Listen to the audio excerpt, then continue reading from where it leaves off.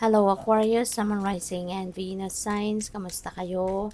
Sana po'y nasa mabuti kayong kalagayan. Welcome back po sa Star Tarot. At kung bago kayo rito, welcome din po kayo. Please subscribe, like, share my videos, and leave me a comment kung nakaresonate kayo. Thank you. So, sabi dito, stay strong. Stay as strong as evergreen trees. No? Maging resilient ka. 'Di ba? Magpakatatag ka. 'Di ba? Stay strong. Kasi po pwede, no, na baka merong mga ano dito, baka merong situation dito wherein masusubukan, no, ang tibay ng inyong loob, tibay ng inyong dibdib. Alright? Po pwede, no, na meron kang situation wherein baka challenging ito, diba? At masusubukan kung gaano ka katatag. Kaya magpakatatag ka lang, alright? We have woods, be like the woods, calm, soothing, mysterious, and full of life. So, ayun, kalma lang, 'di ba? Kalma lang kasi kung magpapanik ka, mas lalong hindi ka makakapag-isip ng mabuti, 'di ba? Kung maaaligaga ka, yun, mas lalo kang mag-a-attract ng mas marami pang bagay diyan na lalo kang maaaligaga, lalo kang maguguluhan, lagi kang malilito, no? Or lalo kang malilito. Kaya try to calm down, focus, no? Ang importante mag-focus ka sa kung anong mga bagay na dapat mong pag-focusan at huwag kang ma-stress, no? Choose not to be stressed out. So you may need also to ground yourself, no? Malaking bagay 'yan, malaking tulong, no, if you will be grounded. Malaking tulong, no, na makakapag isip-isip ka ng maayos, ng mabuti.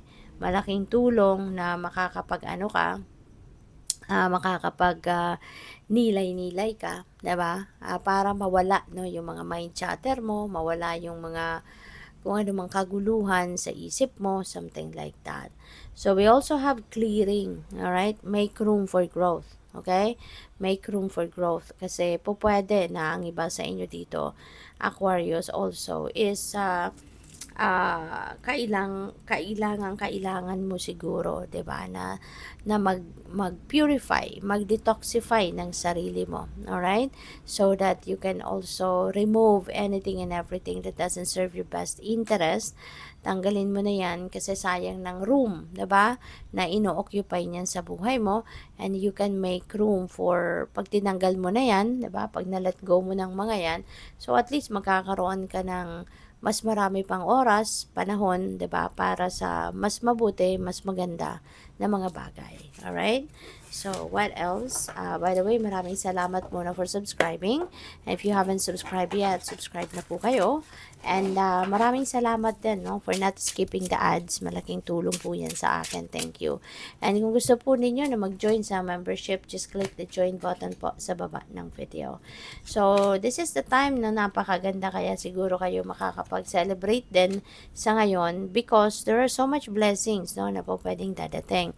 Lalong-lalo na sa kaperahang aspeto, since we have 10 of Pentacles, this is about wealth, this is about financial security and stability for the long term, this is about financial future. So siguro, na-establish mo ng mga yan, at aside from that, patuloy, no, yung pagpasok ng wealth sa inyo, patuloy ang pagpasok ng financial blessings pa rin sa buhay ninyo. Kaya mas lalong napapatibay ninyo, no, yung inyong financial future, at yung mga siguro mga savings ninyo mas lalo pa ninyong napaparami kasi patuloy ang pagpasok, no, ng abundance, no, sa inyo. Maaari din ang iba sa inyo rito, busy on pag-aasikaso sa inyong mga mana, no? Maaaring ang naririnig ko, administrador. So, baka ang iba sa inyo, administrador kayo ng mga property, ng mga magulang siguro ninyo, ng mga lolo-lola ninyo, mga ganon.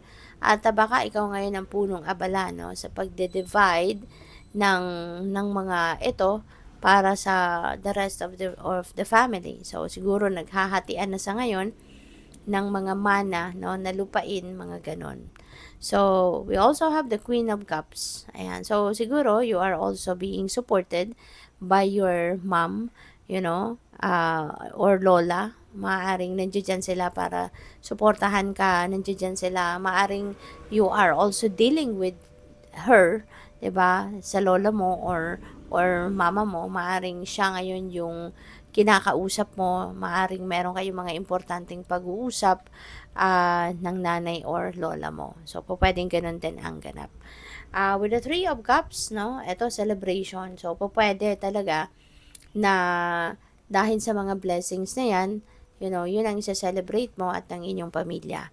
Pagpapasalamat ninyo na meron kayong ganyan, no, na sitwasyon sa ngayon. Meron kayong wealth, meron kayong minana, meron ang daming blessings, 'di ba? Na kaya kayo magse-celebrate because you are happy, you're grateful, no, na meron kayong ganyan. And pwede rin na ito ay reunion ng inyong pamilya. Baka meron ditong bonding, no? Na magaganap with the rest of your family, other family members, no? At baka kayo ay magpapa-party, pwede rin na merong dinner or pa-lunch kayo, no? Na magsasama-sama kayo, magsasaya. 'Di ba? Pwedeng merong ano dito.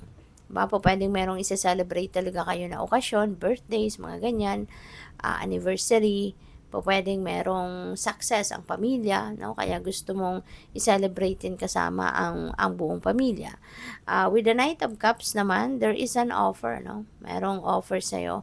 So, pwedeng ano to, pwede rin na ang iba sa inyo na meron sigurong hindi pagkakaintindihan with another family member, baka this is the perfect time din, 'di ba? Na magkikita kayong muli ng taong ito, baka mag-a-apologize siya sa iyo.